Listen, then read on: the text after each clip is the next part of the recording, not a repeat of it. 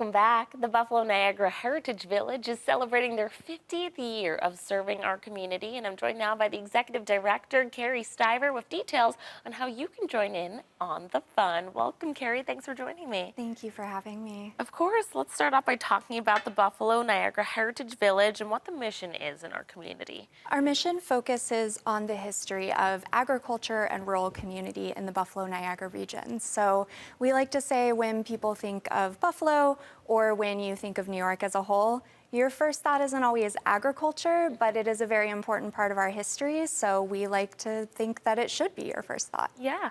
Let's talk about how this organization has evolved over the years. Yeah, so BNHV is the nonprofit successor to the former Amherst Museum. So the museum has been around for a long time, but as a nonprofit, our mission has evolved to focus on that agricultural history. Let's talk about how you make history preservation more engaging in our community. BNHV has a historic village with 10 historic structures that have actually been moved there from their original locations throughout the Amherst community.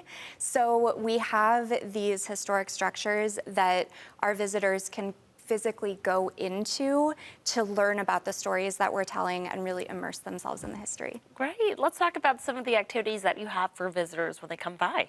Absolutely. We are getting ready to kick off our season. So we are opening in May, but before that we're celebrating our Maple Festival this weekend, which is very exciting.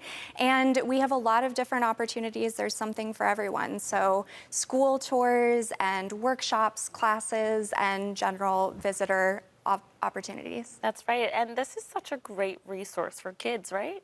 Absolutely. The kids are able to come and again be in that immersive environment in the historic village. And on our demonstration farmstead, they get to interact with the animals and really see those pieces of history that are still available in our community at the museum. Well, we're seeing some maple tapping. You brought in some maple for us. Tell us a little bit about Maple Weekend coming up. I know that's pretty huge for you. Yes, so this Saturday is our Maple Festival, and that is our way of participating in New York State Maple Weekend.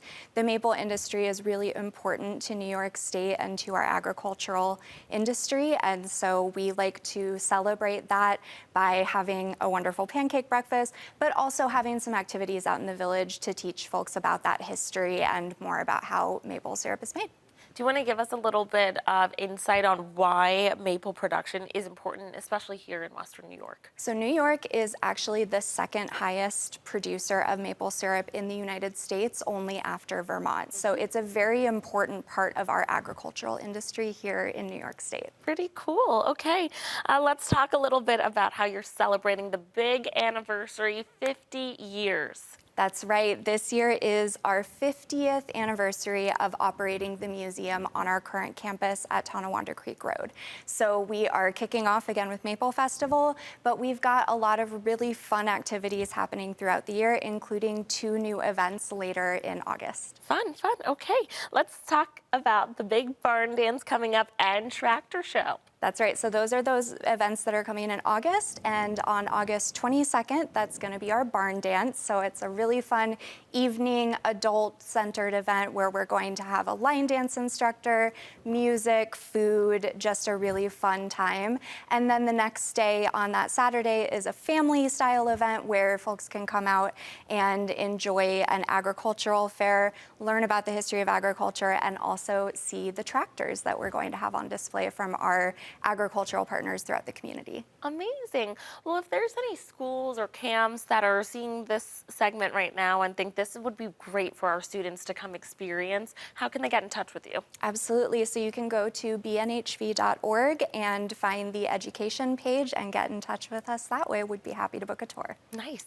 Okay, so how many people are you expecting this weekend? I know this is a big kind of kickoff for you celebrating the 50th anniversary season. Yeah, we usually welcome somewhere between 500 and 700 visitors for that pancake breakfast. Wow. And then you can go outside, take a tour of the Maple History Trail, see us boiling our own maple syrup from our very own maple trees on the property. So it's a really fun time. And take home some maple syrup. And take home some maple syrup from our partners at Merle Maple. Nice. And where can our viewers go to keep an eye out for the barn dance and the tractor show coming later in the summer? Yeah, so you can follow us on social media. We are at BNH Village on Instagram. You can follow our Facebook page and, of course, follow our website at bnhv.org.